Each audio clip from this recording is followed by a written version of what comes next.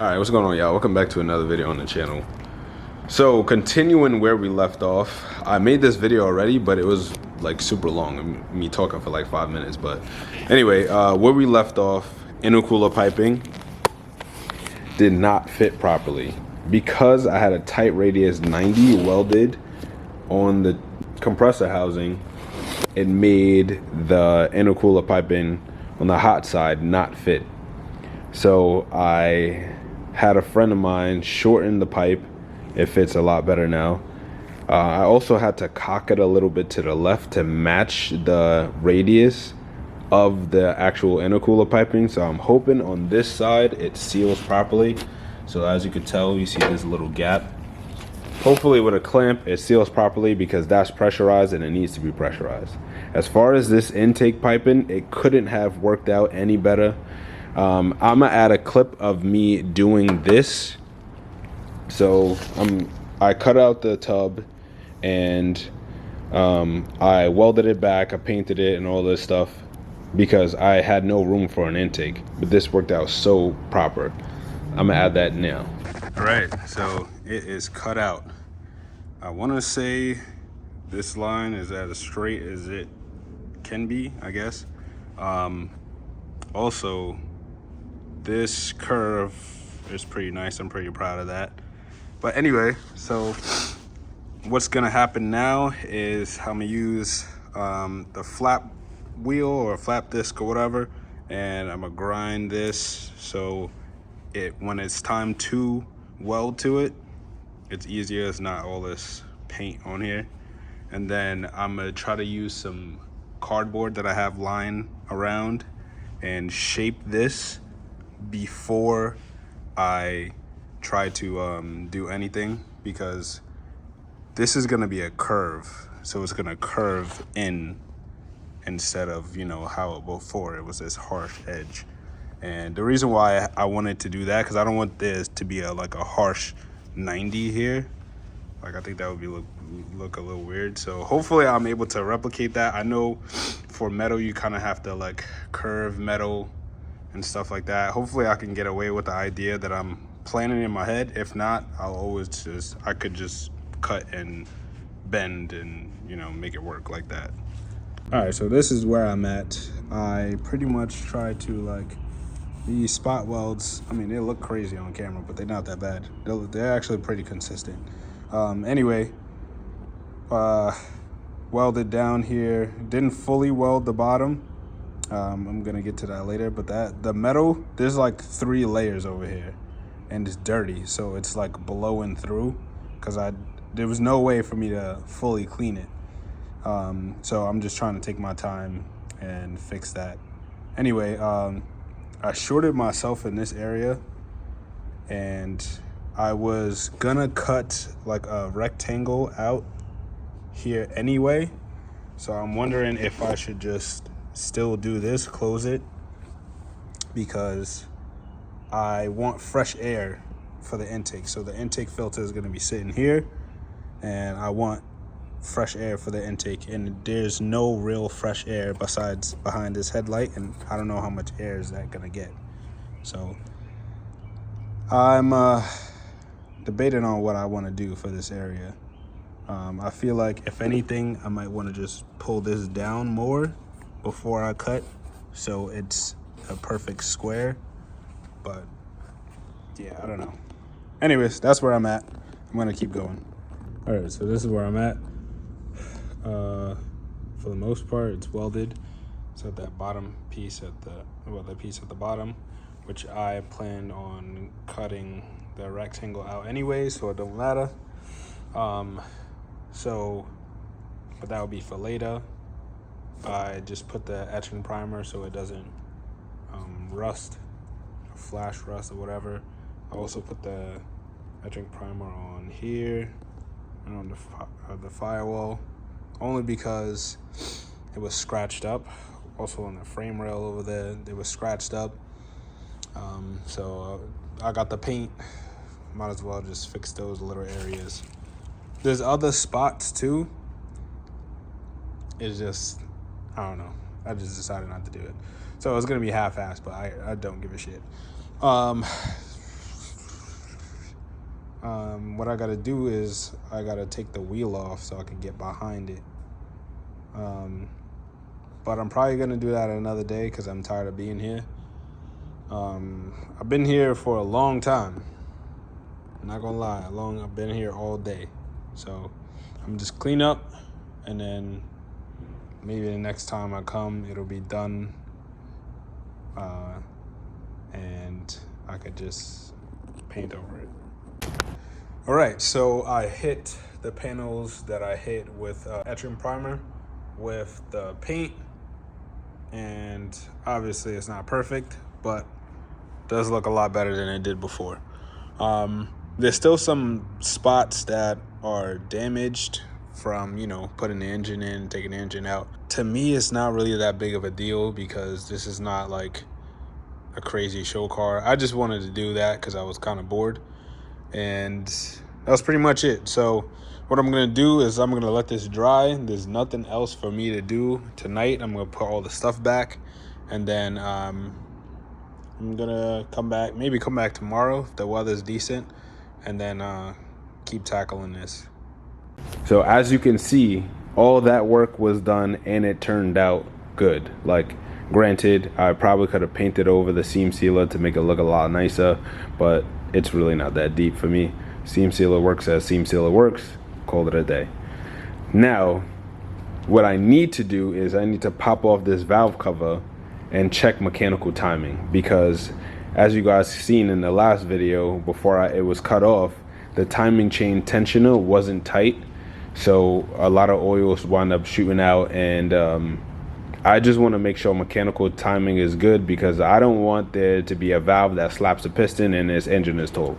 So what I'm gonna do now, pop off the valve cover, turn over the engine by hand, see if I can get it to top dead center, see if the cams match. The cams match, it's at top dead center. Pop the valve cover back on, load in a new map. So I found a map on, like a base map, and what you obviously need to do is load the base map and then correct the base map for your setup.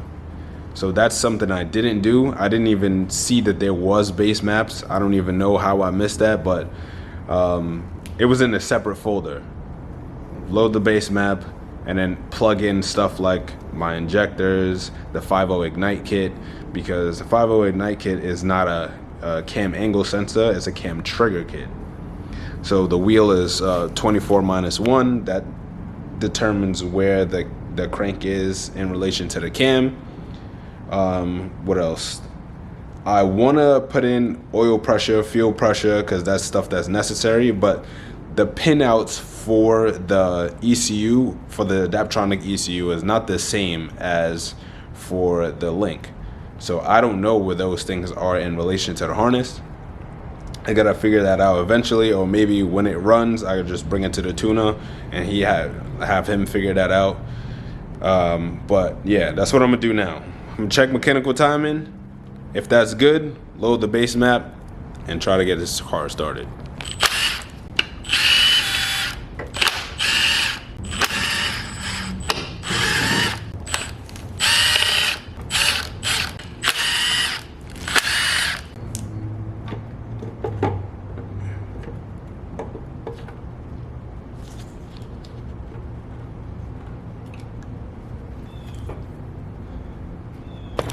All right, so yeah, let's just step in here because I'm feeling kind of lazy. I played basketball for like 3 hours yesterday.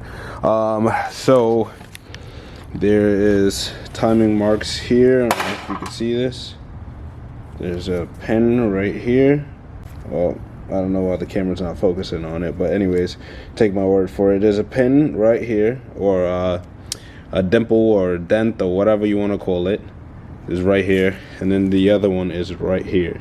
So in between these two, there's supposed to be 20 of these rollers. I counted, there's 20 of the rollers. This should be still in time, which is a great thing. Just wanted to make sure before I ran it again, because I don't want anything bad happening. yeah, it should still be in time. Everything should be good. So what I'm gonna do is load the base map, and yeah, everything looks good. So I don't think there's anything I need to worry about.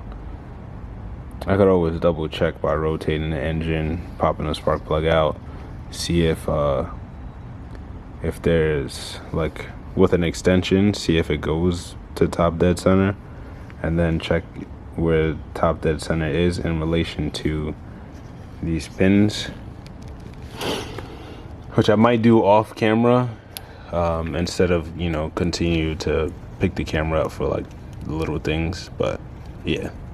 Right, so I'm back at the shop, and today's pretty much the day where I'm just gonna put everything in the engine bay back together. So that includes the rad with the shroud, the rad hoses, intercooler piping, the brake master cylinder, heat shield, everything. Once that's in, everything is in, I'm going to upload that base map that I was telling you guys about, and I'm gonna see if the car works.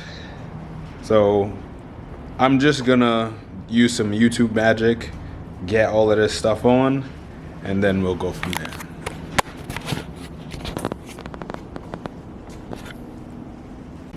All right, so here we are. There's just the timing light in the engine bay, no coolant in the system. That doesn't matter for a quick startup. I have everything pretty much set up to check base timing, and I don't know, part of me feels worried that something's gonna happen. I feel like for the past few times I've tried to work on this car, get this car up and running, something has happened. I'm hoping nothing happens, you know what I'm saying? Fingers crossed. All right, so continuing where we left off, I had the chance to speak to Freddie from Spectune and try to set up a base map time and a dyno time. So I expressed my concerns about the Link ECU, about me not being able to see some of the things that are already plumbed into the Adaptronic or the main harness. And he basically said that I should be able to use the Link. I would just have to move the pins around to make sure they work with the Link and not the Adaptronic. So some of the things are plug and play through the main harness that also work on an Adaptronic. Everything else, I'm basically gonna have to play like musical wires and move, like depin the connector, well, certain pins of the connector, and then pin it into the corresponding place for the Link. So for example, CAS 3 is flex fuel, right? And flex fuel is easy. I think it's like pin number 7 or something like that. And that'll work on the Adaptronic. But for the Link, it doesn't. It has to go into a DI input. I'm not sure what that is. I'll figure that out. And if I know what it is, I'll put it on the screen. My oil pressure and fuel pressure sensors need to be AN volt. The temp sensors need to be AN temp. The boost controller needs to be aux. Just stuff like that.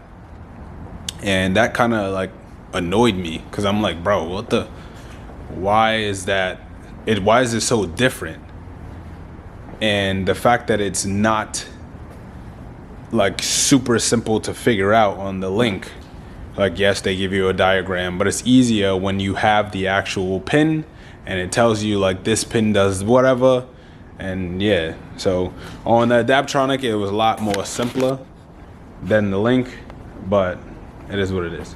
So I'll figure out how I gotta pin this thing together, and I'm hoping it works. I brought my laptop back to the shop, so hopefully when I repin these things, they do work, and then we can continue going from there. I do want to show y'all like the process of doing it, but it's gonna be mad difficult to actually get into the like this pocket, and I'm not pulling the entire harness in order to do this. If there's not enough light, it will be hard to see. So hopefully there's some type of way that I can convey what I'm talking about, and we'll just go from there. Honestly, I don't even know what I'm doing. I try to figure this shit out. I don't know what the I'm doing, and I had to undo the CAN high and low wires because they're useless, because for the link you have to have the expansion loom right here that says CAN 1. You have to have that in order to run any CAN gauges instead of it being in the ECU, which is annoying. So the digital dash is not going to work until I figure out, well, until I get this. I'm gonna just order it maybe today. As far as everything else, trying to pin things correctly and reading a manual, all of this shit is confusing. Like, and not to mention this header plug is like trashed. So like every time I try to put one pin in, it comes right back out. So I don't know. I would say the easiest thing for me to do and the most expensive thing for me to do is just to get a new harness with everything wired in.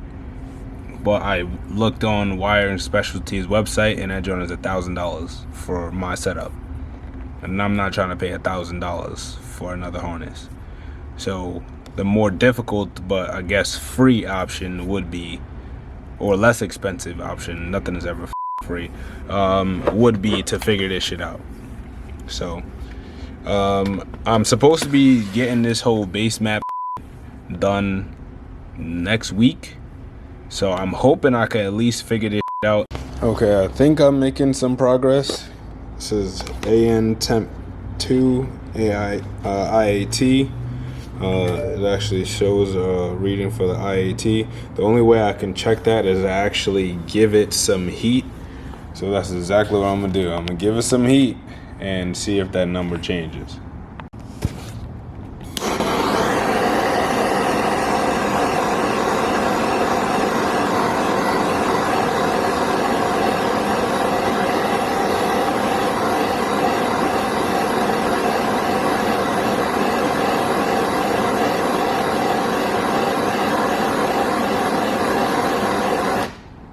Alright, so as you can see, it's going up because I added heat directly to it. So that means it's working, which is great news. Now we can continue. Alright, so as far as oil pressure, you see oil pressure KPA right here, right? Just pinned it in. Let's see if the number changes. Yep. That means we got oil pressure, fellas. We got oil pressure. Let's keep going. All right, so I put the ethanol sensor to digital 1, and I'm getting an ethanol reading now. I'm still not getting a fuel pressure reading, which really doesn't make sense to me.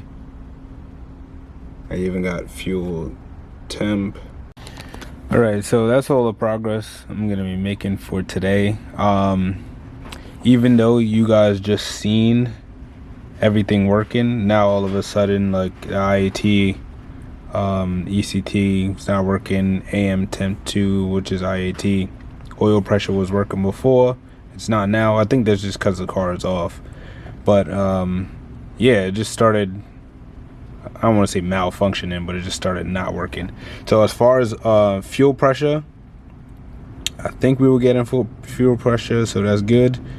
I was trying to get the Lambda to work, but like I said in the link, there's a whole bunch of pins that do nothing, and they're not programmed to anything, which defeats the purpose. So I have to buy the expansion loom, not only for the CAN to run the digital dash, but also for the lambda, you know, for the AFR gauge. So I need to order both of those because the AFR gauge is important for me to have and be able to run through the ECU. And as far as the data, I want to be able to see all of that on a digital dash, just in case something happens. I could kill the engine. If I don't have it, that means if something happens, I won't be able to see it. The ECU will be able to see it, but I won't. Back at it again. All right, so we have pretty much 3 of the 4 things we need. By the way, if my energy seems depleted, it's because it is. I'm so tired. But anyways, we have the expansion and we have the CAN plug. So the CAN plug uses a 4-pin like Deutsch connector, or however you pronounce that, which is good because all I have to do is get the connector, plug it in, pin whatever, be good money. This is the expansion loom, which comes with a lot of money. So I gotta figure out which one is gonna be for the wideband and see if I could do like a temp sensor, and whatever else isn't working, I'm gonna try to wire it to this. That way it'll work and we ain't got nothing to worry about. This O2 sensor is for the AEM gauge. I didn't realize that this is the Amazon special. When I ordered it, I thought I clicked the Bosch one, but I didn't. If it don't work, just complain to Amazon. That's all it is. So again, it's gonna be difficult for me to get in the footwell and show you what I'm doing basically, but I'm gonna try to explain exactly what I need to do. And that is wire these things for whatever sensor I'm missing and stuff like that, and I'll show you afterwards. Okay, so the CAN's not gonna work because I don't have the plug, and I realized I was like, my IAT sensor is not working. I don't know why. Turns out the header plug is so jacked up that the pin wasn't actually in.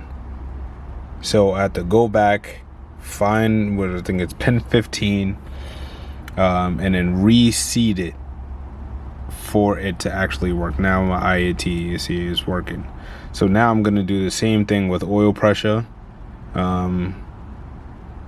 Like, actually, I want to do ECT first because I don't know why this is not working. It's always been working.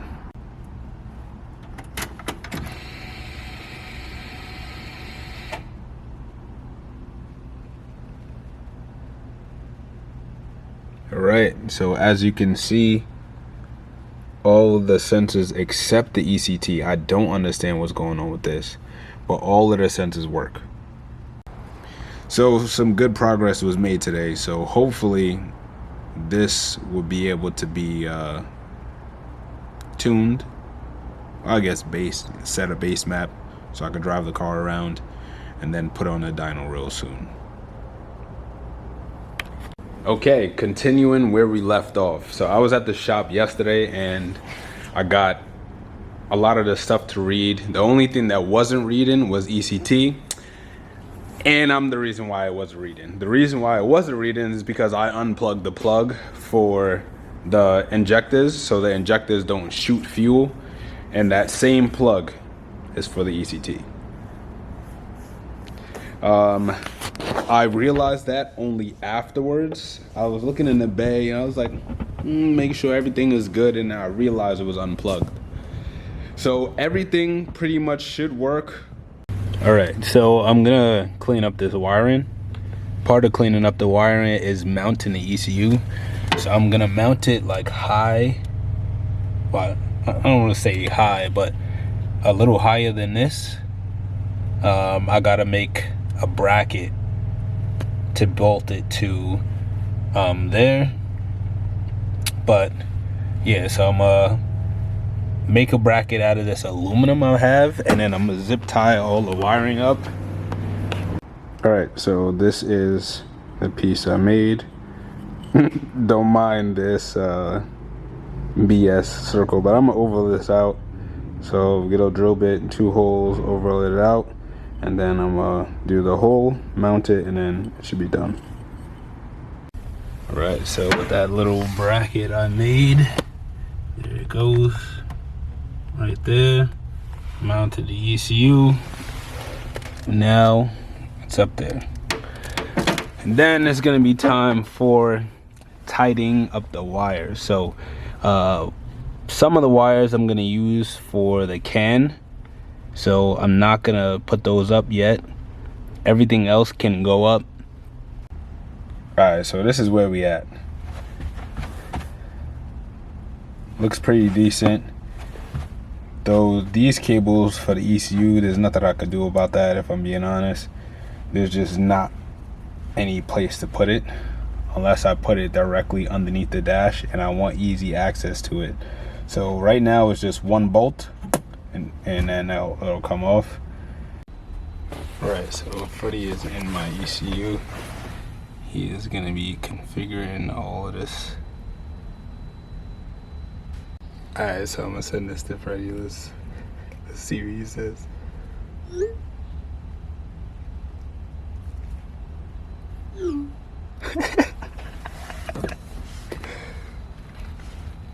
All right, so he had to update it because it wasn't the latest version, which I was under the impression that it was when I downloaded it, but I guess it updates every so often.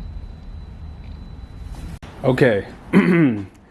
It's hard to capture things while we're actually doing it. So Freddie was in the ECU and he set everything up. I don't know how he did it. There was something I was missing. Car started right up. I guess that's, you know, people know what they're doing. But anyway, so the car was running rough. When I tell you rough, engine shaking. I'm like, yo, it's definitely misfiring. He was like, it shouldn't be misfiring. So we went through each of the coil packs, worked. Each of the injectors worked. He was like, it's 100% timing related. And so I was like, okay, we got to try to figure that out, because I'm trying to throw a timing light on and the timing light is not working. So I'm like, yo, it has to be the timing light is messed up. That's the reason why this is happening. So he was like, all right, figure out the timing light issue. So I'm like, all right. So I hit up one of my friends, Jonathan. I appreciate your time always. I hit him up and I was like, yo, this timing light is not working. And it's brand new. Like, I don't understand why it's not working. So I was like, you know what? Well, he said, can you try it on another car? And I was like, okay, Nick, if you're watching this, no harm got done to your car. I tried it on Nick's 180 and it was working perfectly fine. So I was like, 100% has got to be my car. And I was thinking, well, I didn't think of the fact that the R8 coils are super long. So Freddie was like, is the timing like getting enough contact? And I was like, I don't know, like the coil packs are like super deep. So he was like, that's probably what the issue is. He preferred that I use the signal to the actual wiring loom, see if I can get a signal. I have a spare coil pack that was damaged before, so I was like, I'm just gonna cut it up. So this is the result of that. And no way this joint works. I just started the engine, runs smooth. So the coil packs were the issue. Going forward, I don't know if I want to use these joints. Like, I got them because they were cheap and they work. They work, no doubt about that. It's just, they're so deep. I mean, they're so long, like for starters, I can't put a coil cover over because they're too tall. They're too tall, which I don't necessarily mind, because they're red. I like the fact that they're red. It adds some contrast to the bay a little bit. But like, yo, like that shouldn't have been that difficult to do. Like, and I shouldn't have had to cut up a plug, a coil pack in order to do it. But now it works. I shouldn't be complaining. I'm probably just gonna stick with it because they're cheap. I can just get them at AutoZone. But it runs. It runs, it runs, it runs. And it runs well. Okay, I definitely have to just set up a camera or something. The car runs, and it runs very well. So that hack that I did for the R8 coil, I'm gonna just keep it just in case I have to do it, I don't know, for somebody else's car or another SR20 in a future car. I was having an issue seeing the timing marks on the damper only because the damper is dirty. So that's something I want to do. Like, I want to at least try and wash like this whole shit to make it easier for me. But it's a big step. I should be able to drive the car after today. So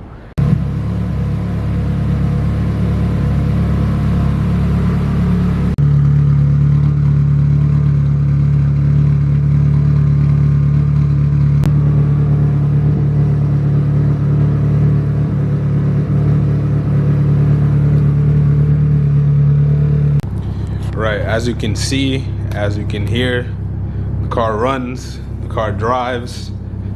ECTs is staying around 180. I don't have the oil temp sensor yet. I will be getting that soon. I also got to get that expansion. I got to do the CAN for the digital dash. But as of right now, we're done. This video is concluded. There's a lot that needs to be worked on in this car. The brakes feel like trash. The alignment feels horrible. There's a lot of squeaking in the rear, and there's a lot of clunking in the rear. It feels like the subframe is gonna fall out. What else? Yeah, like there's a lot of like squeaking and stuff. Like, hopefully you can hear this.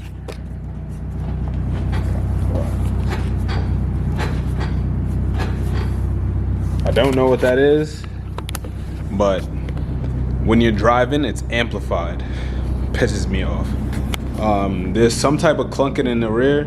I've never figured out what that is. Need to figure it out because it's bothering me. So the next step is to do like little things to, I don't want to say finalize this, but get it to be decent enough to actually take on track. I'm gonna schedule a dyno tune day with Freddie tomorrow. Pick a day, I guess, that would work best for him, and see if we can work around whatever schedule I don't have, and then we'll go from there. But yeah, this is a decent conclusion to this video, if I'm being honest. What I also want to ask him about is, can I set a rev limit myself?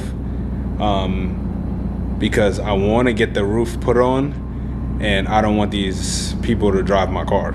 So if I could put a passcode on the ECU, set the rev limit to probably like $3,000, and yeah, have them put on the carbon fiber roof and just call it a day. That way I don't have to look at this ugly roof anymore. But yeah, that concludes this video. I know this was a long one. Thank you, and I appreciate y'all for watching, sticking around, especially to the end. If you did stick to the end, thank you very much. That's it, man. That's it.